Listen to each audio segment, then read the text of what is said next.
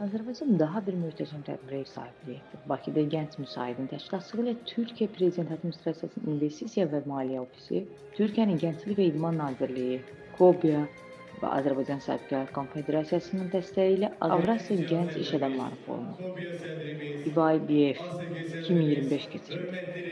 Forum Vətən müharibəsi şəhidlərinin xatirəsinin bir dəqiqəlik sükutla başladı. Ardınca Azərbaycan və Türkiyə himnləri səsləndi. Azerbaycan, büyük devlet, köklü değil. Avrasya'da kardeşliğin adı, her geçen gün büyüyen ve güçlenen ekonomisiyle dünyada dikkatleri üzerine çeken bir ülke. Ve bu ülkemiz için gece gündüz çalışan, ter döken bir genç müzisyanı var. Genç müzisyen.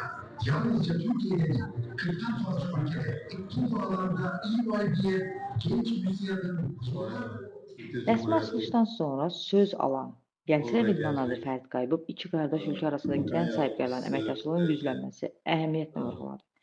Nazir qeyd etdi ki, Azərbaycanda gənclər siyasətinin əsası Ulu Öndər Heydər Əliyev tərəfindən qoyulub, bu siyasət bugün Prezident İlham Əliyev tərəfindən uğurla davam edilir.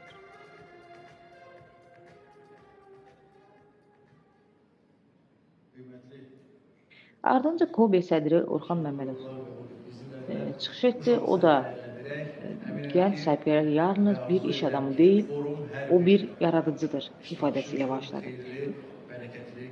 Məmmədov vurğuladı ki, hər bir yeni fikir, hər bir startap Azərbaycan gələcəyinə yönələn bir sərmayədir. Sayın Gençlik ve Spor Bakan Yardımcım, kıymetli büyükelçilerim, kıymetli milletvekillerim, Sayın Rektörüm, KOBİA Başkanımız, TÜSİAD Azərbaycan Şube Başkanımız, Forumda gənc müsahib sədr Masum Usta da çıxış edərək bildirdi ki, bugün sərmayə yalnız pul deyil, həm bilik, həm də etibardır. hepinizi Genç TÜSİAD ailesi adına saygıyla, sevgiyle selamlıyorum.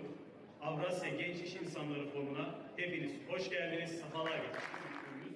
GMK Genç TÜSİAD Girişimcilik Merkezi, sektör kurullarımız, genç ticaret elçileri, 3T Tanı, Tanıştır, Ticaret Yap, Young Business Akademi, Ticari Diplomasi Atölyesi, Altın Konteyner ve Swipe gibi projelerimiz ile genç girişimcilere sadece iş değil, yön kazandırıyor.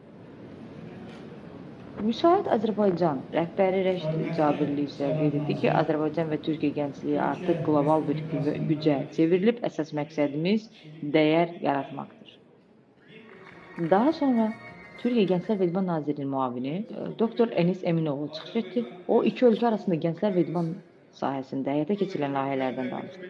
Gənclərin mübadilə proqramlarının düşərgələri və birgə təşəbbüsləri xatırladı. Prezident Rəcəb Tayyip Ərdoğan, Prezident İlham Əliyev vizyonu sayəsində iki